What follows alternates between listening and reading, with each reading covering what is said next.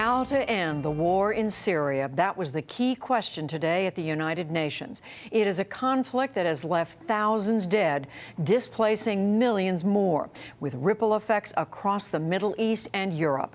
Our chief foreign affairs correspondent Margaret Warner is there, and she has this report. 160 world leaders filled the General Assembly Hall this morning to celebrate the 70th anniversary of the organization dedicated to preserving peace in the world. But the speeches of President Obama and Russian President Vladimir Putin only highlighted the ongoing tensions between two of its founding members. Mr. Obama spoke first with an ominous warning. We come together today knowing that the march of human progress never travels in a straight line, that our work is far from complete, that dangerous currents risk pulling us back into a darker, more disordered world. It was an indirect reference both to the rise of the Islamic State and to what the U.S. sees as adventurism by Russia, Syria, and Iran. He rejected the Russian argument that supporting Syrian President Bashar al-Assad is the price for fighting ISIS. The United States is prepared to work with any nation, including Russia and Iran, to resolve the conflict.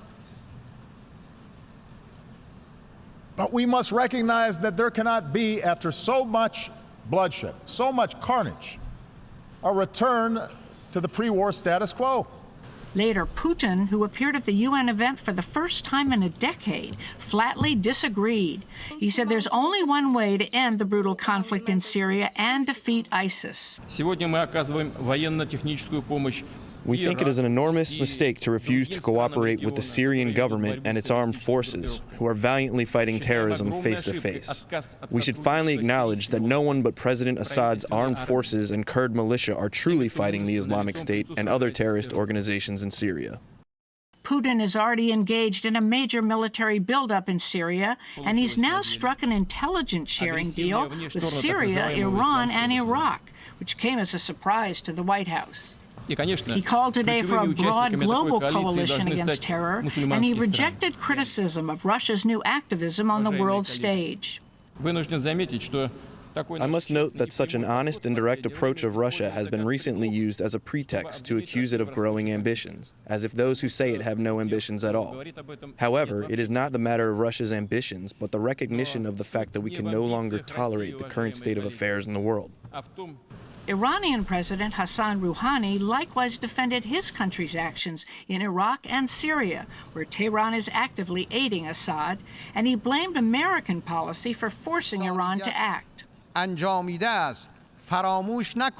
We must not forget that the roots of today's destruction can be found in the occupation, invasion, and military intervention of yesterday. If we did not have the U.S. military invasion of Afghanistan and Iraq, the terrorists would not have an excuse for the justification of their crimes. The flashpoint in Ukraine also figured large in the dueling speeches.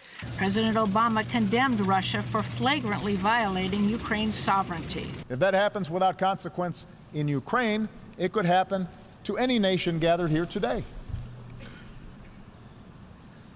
That's the basis of the sanctions that the United States and our partners impose on Russia. It's not a desire to return to a Cold War. But Putin shot back that the root of the problem is American arrogance. We all know that after the end of the Cold War, a single center of domination emerged in the world. And then those who found themselves at the top of that pyramid were tempted to think that if we are so strong and exceptional, then we know better than anyone what to do. Obama and Putin's speeches were a public preview of a private meeting later, their first direct sit-down in nearly a year.